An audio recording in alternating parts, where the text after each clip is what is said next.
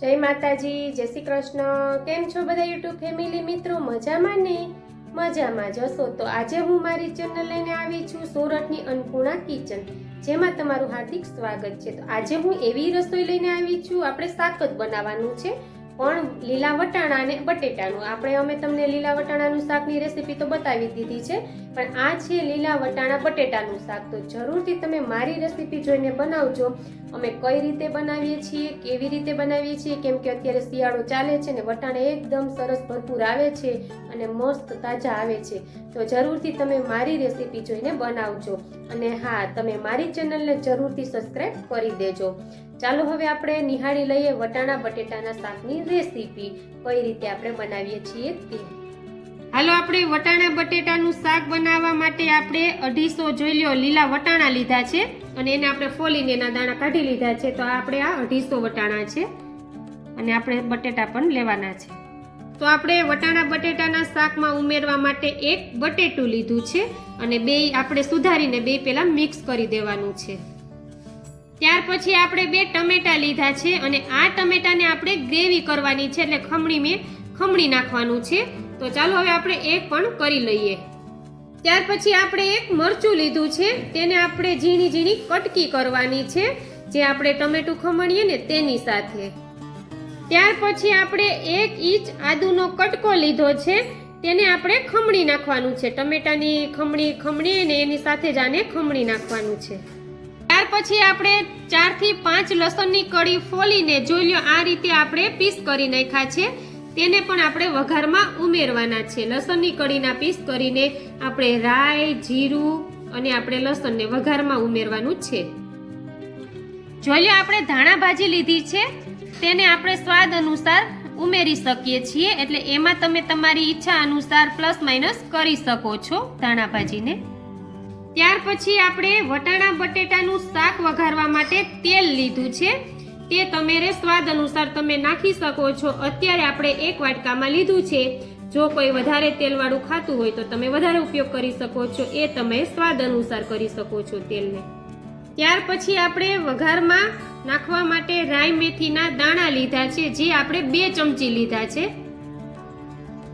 ત્યાર પછી 2 ચમચી આપણે આખું જીરું લીધું છે, તે પણ આપણે વઘારમાં ઉમેરવા માટે। ત્યાર પછી આપણે કાશ્મીરી લાલ મરચું પાવડર લીધું છે, જે આપણે 4 ચમચી લીધું છે, તેને પણ આપણે વટાણા બટેટાના શાકમાં ઉમેરવાનું છે। ત્યાર પછી આપણે 1 ચમચી હિંગ લીધી છે, તેને પણ આપણે શાકમાં એડ કરવા માટે। ત્યાર પછી આપણે સ્વાદ અનુસાર નિમક લેવાનું છે, તેમાં તમે પ્લસ માઇનસ તમારી રીતે કરી શકો છો। ત્યાર પછી આપણે જોઈતા પૂરતું પાણી લેવાનું છે, તે પાણીને પહેલા આપણે ગરમ કરવા મૂકી દેવાનું છે, કેમ કે આપણે શાકમાં જો ગરમ કરેલું પાણી નાખીએ ને તો એકદમ સરસથી સ્વાદમાં ફેર પડી જાય છે, તેથી આપણે આ પાણીને ચાલો હવે ગરમ કરવા મૂકી દઈએ। પણ આશરે આપણે આ થોડુંક એટલે અડધો લીટર જેટલું પાણી લીધું છે। જોઈ લો આપણે વટેણાને અને આપણે જે બટેટું લીધું હતું તેને આવી રીતના ધોઈ નાખ્યું છે સરસ, અને બટેટાના આપણે થોડા મોટા પીસ કરી નાખ્યા છે, જોઈ લો આ રીતે, અને એને સરસથી આપણે પાણીથી ધોઈ અને એક ડીશમાં એડ કરી દીધું છે સાથે। અને જોઈ લો આ રીતે, જો આપણે ટમેટા લીધા હતા, મરચું લીધું હતું અને આદુ લીધું હતું ને, તેની આ રીતે આપણે પેસ્ટ બનાવી નાખી છે। જોઈ લો આ રીતે 2 ટમેટા હતા, 1 મરચું હતું અને આદુ હતું, એની આ રીતે આપણે પેસ્ટ બનાવી નાખી છે। તો એને હવે આપણે ઉમેરવાનું છે। તો ચાલો હવે આપણે શાક વઘારવાની પ્રોસેસ ચાલુ કરી દઈએ। આપણે લીલા વટાણા બટેટાનું શાક બનાવવા માટે સૌપ્રથમ આપણે કુકર મૂક્યું છે અને એની અંદર આપણે તેલ એડ કર્યું છે, તમે કોઈ પણ જાતનું તેલ ખાતા હોય। અને જોઈ લો પહેલા આપણે સૌપ્રથમ એ જ કુકરમાં પાણી ગરમ કરી નાખ્યું છે આ રીતે। જોઈ લો આપણું તેલ હવે ગરમ થાય છે, જોઈ લો તો આપણું તેલ ગરમ થઈ ગયું છે, અને સૌપ્રથમ આપણે જે લસણના પીસ કર્યા હતા ને તે એડ કર્યા છે। ત્યાર પછી આપણે રાઈ મેથીના જે દાણા લીધા હતા ને તે એડ કર્યા છે। ત્યાર પછી આપણે આખું જીરું એડ કર્યું છે। ત્યાર પછી આપણે આની અંદર જ હિંગ એડ કરી દીધી છે, જોઈ લો। અને પછી આપણે ટમેટાની ગ્રેવી, મરચાં અને આદુ આવી રીતના વઘારી નાખ્યું છે, એમાં વઘારમાં એડ કરી દીધું છે। આપણે જે હિંગ લીધી હતી ને તે આપણે એની સાથે જ એડ કરી દીધી. જોઈ આપણે આ રીતે વટાણા અને બટેટાના જે પીસ કર્યા હતા ને તે આ રીતના આપણે કુકરમાં એડ કરી દેવાના છે. જે આપણે પેલા ગ્રેવી વઘારી છે તેની અંદર. તમને વટાણાનું શાક તો અમે બતાવ્યું જ છે, પણ આ વટાણા સાથે બટેટાનું શાક અમે આજે તમને બતાવીએ છીએ. જોઈ આ રીતે, હા, વટાણા બટેટાનું શાક. ત્યાર પછી આપણે લાલ મરચું પાવડર લીધો છે તે એડ કરવાનું છે. ત્યાર પછી આપણે સ્વાદ અનુસાર તેમાં નિમક એડ કરવાનું છે. પછી આપણે એને હલાવી નાખવાનું છે આ રીતે. જો એકદમ સરસ આપણો કલર પકડાઈ ગયો છે. જો આ રીતે આપણે એકદમ એને તેલમાં પેલા હળહળવા દેવાનું છે. ચલો હવે તેલમાં આપણે તેલ ઉપર ન આવે ને ત્યાં સુધી આપણે એને તેલમાં ગરમ થવા દેવાનું છે. જોઈ લો આપણા શાક હવે તેલમાં પાકવા દેવાનું છે. પાણી હજી આપણે ઉમેર્યું નથી અને પાણી પણ આપણે ગરમ ઉમેરાય, એટલે જેથી આપણા વટાણાની હોય ને એટલે ઠંડુ પાણી નાખવાથી ઠોઠડા ના થઈ જાય તે માટે. જોઈ લો આ રીતે આપણું તેલમાં આવે, તેલ ઉપર આવે ને ત્યાં સુધી આપણે એને ગરમ કરવાનું છે. હવે આપણે પાણી ઉમેરવાનું છે. જોઈ લો આ રીતે આપણે એમાં હવે પાણી એડ કરવાનું છે. થોડું વધારે કરાય એટલે એકદમ સરસ ઘટ રસાવાળું શાક બને છે. તેથી હવે આપણે કુકરને કરી દેવાનું છે બંધ. અને હવે આપણે 5 થી 6 સીટી બોલાવી દેવાની છે.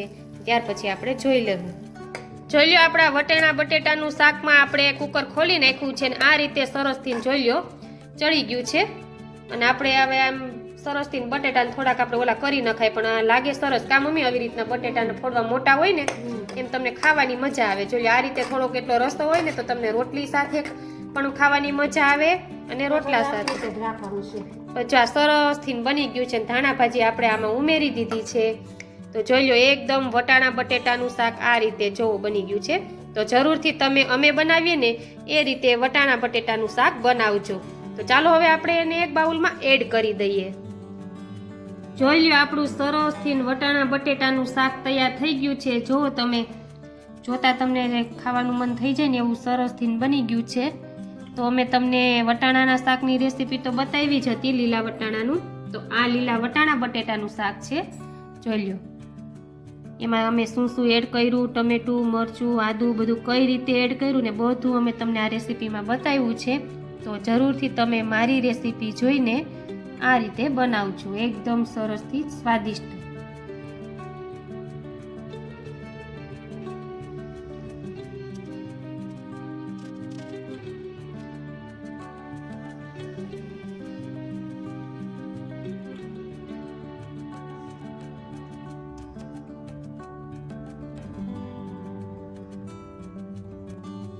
તો તમે નિહાળી લીધી ને વટાણા બટેટાના શાકની રેસીપી આપણે કઈ રીતે બનાવી છે તે અને કેવી રીતે બનાવી છે તે.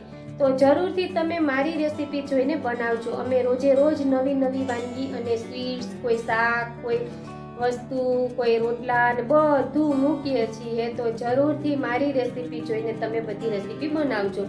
અને હા, મારો વિડીયો એકદમ તમને મજા આવતી હોય તો કોમેન્ટ જરૂરથી કરી દેજો. મારી રેસીપી તમને કેવી લાગે છે તે જરૂરથી કહી દેજો. અને હા, કોમેન્ટમાં જણાવજો તમને રેસીપી કોઈ પસંદ આવતી હોય અમને કહેજો, અમે જરૂરથી તમારી આગળ શેર કરી દેશું. તો ચાલો હવે આપણે આવતીકાલે મળશું કંઈક નવા વિડીયોમાં, કંઈક નવી રેસીપીમાં અને કંઈક નવું. તો ચાલો, જય માતાજી, જય શ્રી કૃષ્ણ.